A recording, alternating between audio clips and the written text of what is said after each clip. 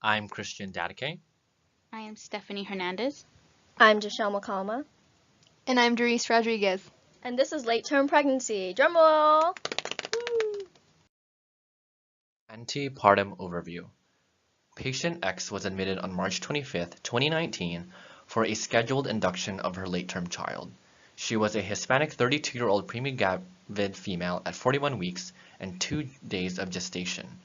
Prior to the high-risk situation, patient X presented with no known allergies, no pertinent medical history, and came in with a weight of 79.8 kilograms and a height of 157 centimeters.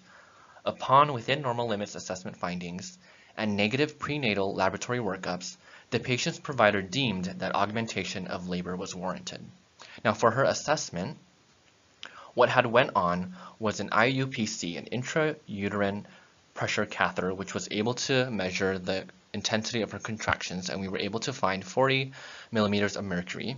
There were slight decelerations and minimal variability. And then there was an amniotomy, which was an artificial rupture of membranes.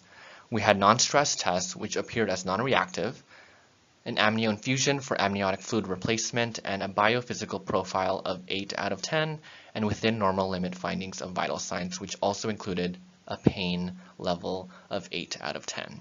Now for recommendations, since oligohydramnios arose with suspected fetal distress, the team notified the healthcare provider of the new changes.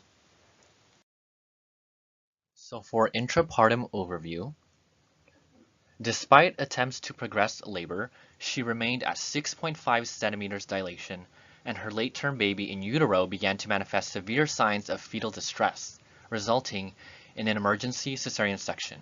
As a late-term child with fetal distress, the patient's child was transported to the neonatal intensive care unit. Now for recommendations, we would monitor mother's vital signs throughout surgery and assess the newborn.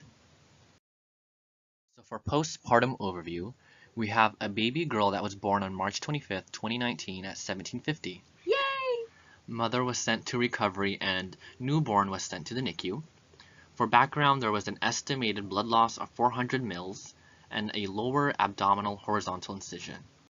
For assessment, we have a newborn's temperature at 1750, which was 37.8 degrees Celsius, and we have another temperature reading at 1805, which read as 36.2 degrees Celsius. Now for recommendations, we will monitor the mother for stabilization of vital signs and monitor the newborn's temperature because of the deviations. So the Newman's systems model will serve to outline the various stressors that can impact the mere well-being of patient X. The key components that encompass this model are the following variables: physiology, psychology, spirituality, development, sociocultural status, and stressors. With regard to this patient, the physiological variable that was predominantly apparent involved her genitourinary system and musculoskeletal system. For example, she consistently had dribbling urine, which required the insertion of an indwelling urinary catheter, and she had expressed sharp pain in her lower back. The patient's psyche was illustrated with a congruent affect, but most of the time she had expressed anxiety and fear, which reflected presence of intrapersonal stressors. Furthermore, she would respond with dysphoria when she would be incessantly offered an epidural and when in the midst of painful contractions. Patient X's spirituality was not determined during the time of care. Based on Erickson's stages of development, patient X was fulfilling her developmental level of intimacy versus isolation. She did not seem to have an interpersonal stressor with her partner, who was consistently present and consoled her throughout the ordeal of labor. Lastly, the sociocultural variable aligns with her extrapersonal stressor of being a minority and financial burden, since patient X is currently unemployed and her partner works part-time as an assembler. Oligohydramnios happens in 4% of pregnancies. After the 38th week of gestation, amniotic fluid can begin to decrease, leading to oligohydramnios, which is a manifestation most commonly found during the third trimester and late-term pregnancy. More specifically, oligohydramnios becomes definitive when there is less than 500 mL of amniotic fluid. Oligohydramnios is asymptomatic until labor progresses. A common method that can be used to diagnose oligohydramnios is a biophysical profile, which includes amniotic fluid volume. Risk factors for oligohydramnios include post-mature pregnancy, hypertension, diabetes mellitus, premature rupture of membranes before labor onset, polycystic kidneys, and urinary tract obstructions. Mother's risk factors for having a late-term newborn include newly Parity. obesity, advanced age, previous post-mature newborn. The gestational age range for the late-term newborn is 41 weeks to 41 weeks and 6 days. Post-mature babies may exhibit signs of this maturity and abnormal weight and size relative to gestational age. Some characteristics of newborns include long nails, fat deposits, meconium-stained nails, and skin very alert and eyes are open, creases completely covering the newborn's palms and soles of feet, abundant cranial hair, and peeling skin.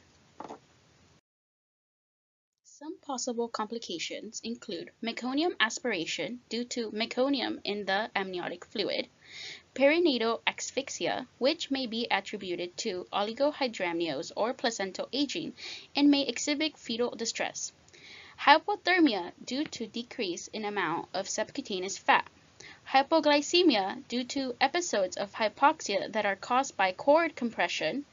There may be fetal distress during labor, which is part of the perinatal asphyxia. Polycythemia is due to increased red blood cells to alleviate the decreased oxygen available. Fetal distress is defined as 110 beats per minute below or 160 beats per minute above for longer than a minute, decreased or absent variability, presence of decelerations or increase in fetal movement or no movement. Interventions for fetal distress include notifying the provider, changing the patient's positioning to left side lying, providing with 8 to 10 milliliters of oxygen, and discontinuing the oxytocin. In this case study, the newborn was experiencing fetal distress with the evidence of bradycardia for more than 1 minute and late decelerations. Treatment options for patient X are augmenting the labor process or waiting and monitoring the progress as long as the fetal heart rate and the ultrasound are within normal findings. So for patient X, because she had a non-reactive NST test and a BPP score of less than 8, augmentation of labor was warranted. So the first steps that would occur is to administer medications that are required, such as Pitocin, lactated ringers, and pain meds. And then following, we would have an amniotomy to artificially rupture the membranes, and afterwards we would do continuous internal fetal heart monitoring and insert an intrauterine pressure catheter to monitor the contractions more closely. Because of the amniotomy and still no progression of labor, an amnio infusion was performed, which served to replace the amniotic fluid loss from the amniotomy and possible presence of meconium. It is important to note that an amnio infusion serves to correct bradycardia or tachycardia and decrease the chances of needing a C-section and the occurrence of meconium aspiration syndrome. In the case of patient X, after 30 minutes of the amnio infusion, opposite results transpired. Late decelerations of 70 beats per minute in the span of 1.5 minutes occurred, warranting an IV bolus, an O2 mask at 8 liters per minute, and discontinuation of Pitocin. The baby was in fetal distress and the provider deemed that an emergency C-section was required. The APGAR of the newborn was 8.9. The baby's weight was 8.7 pounds and was breathing spontaneously. The newborn's vital signs were within the normal limits except temperature. The newborn had some of the characteristics of a postmature newborn, such as meconium-stained nails, peeling of skin, and abundant cranial hair. What would you assess for?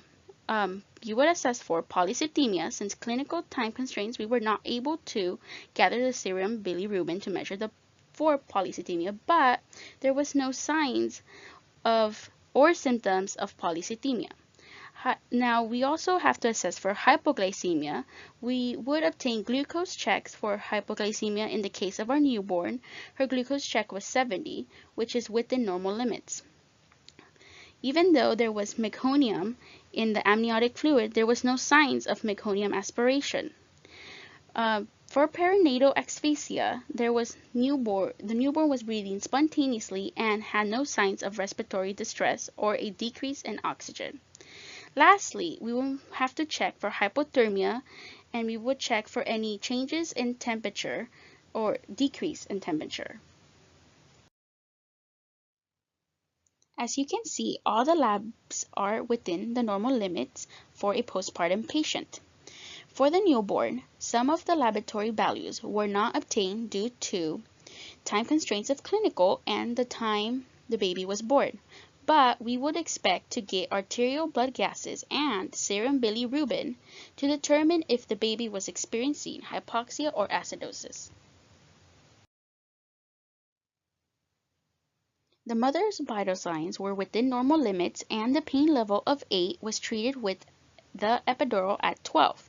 The baby's temperature was fluctuating from 37.8 Celsius to 36.2 Celsius, which might be due to the environmental factors, which will be discussed later in another slide. Based on the assessment findings, our priority mother nursing diagnosis is risk for infection related to break in skin from the cesarean section. For this diagnosis, our plans and goals were as followed. Patient will decrease her risk for infection by remaining free from manifestations of infection during contact with healthcare personnel. And we also wanted to emphasize education by having the patient and/or husband actually verbalize actions that can decrease the risk of infection by the end of shift. Interventions consisted of observing and reporting signs of infection such as warmth, discharge, hypotension, chills, and an increased body temperature. Dean of Journal Nursing Management found that altered mental state, raised respiratory and heart rate, low blood pressure, reduced urine output, had a molten or ashen appearance, non-blanching rash of skin, cyanosis of skin, lips, and tongue, and signs of potential infection such as redness or swelling can all be symptoms of sepsis, 2016. Second, providing suggestions and encouraging the partner to be involved in the education of ways to prevent infection. Tartari et al. Found that educating patients about their hand hygiene could lead to a sustained increase in compliance when combined with other multimodal strategies, 2017. Tartari et al. Also showed that when patients were educated on his mission to remind staff to clean their hands, hand hygiene practices of healthcare workers improved significantly, with a marked increase in soap consumption from 34% to 94%, 2017. Lastly, noting, monitoring, and reporting laboratory values. Briggs and Bain discuss how white blood cell count may be in the normal range, but an increased number of immature bands may be present which may indicate infection, 2017. Evaluation. The goal was partially met. By the end of shift, the goals were only partially met by the interventions. Upon reassessment, the patient's incision site remained intact, no warmth, oozing, or other signs of infection. The patient and husband were able to verbalize actions that would help decrease the risk of infection, such as hand hygiene. However, mom exhibited chills and shivering before the end of shift. Further evaluation would involve continuous monitoring of mom's vital signs and review of postpartum labs that would be indicative of infection. For our girl newborn, this case study focuses on her ineffective thermoregulation related to the fluctuating environmental temperature as evidenced by auxiliary temperature recordings of 37.8 Celsius at 1750 and 36.2 Celsius at 1805. The goal for our newborn is she will maintain temperature within normal range, 36.5 Celsius to 37.5 Celsius, and demonstrate warm, dry skin with a capillary refill of less than 2 seconds by the end of the nurse's shift. In order to complete this goal, the 3 nursing interventions are as follows. First, we need to dry the newborn completely after birth to prevent heat loss from evaporation. Our rationale originates from DeGraff Johnson et al.'s in 2017 cross-sectional findings. They support the healthcare team's action to initiate simple stimulation of drying and/or rubbing the baby's back. This intervention is considered appropriate thermal care health practices while providing support for the baby to breathe following birth. Hence, this intervention of drying the newborn completely after birth addresses the nursing priorities of airway, breathing, and circulation. Our second nursing intervention is to pre-warm blankets, hats to reduce heat loss through conduction. Our rationale comes from 2015 and Chang et al.'s findings that low birth weight for neonatal outcomes are associated with reduced temperature and respiratory distress. Thus, this leads to the importance of the urgency in providing pre-warmed blankets and hats to address the newborn's unregulated body temperature to improve hypothermic conditions. Last but not least, our intervention is practicing kangaroo care. Our rationale is based on Ramani et al.'s findings in 2018. The duration of kangaroo care and the percentage of the length of stay with kangaroo care had a positive correlation with the infant's body temperature at discharge. Thus would be effective if practiced for a large portion of the time as recommended before leaving the hospital. So after implementing these interventions, did we achieve our goal? 15 minutes later. Unfortunately, the goal was not met. We were unable to reassess the newborn's temperature and the cap refill due to time constraints. Reevaluation of temperature is warranted while continuing interventions to maintain body temperature. Temperature and capillary refill should be reassessed before and after interventions via auxiliary temperature prior to the end of the current nurse's shift. For further information, this is our references page, and thank you for listening. The end.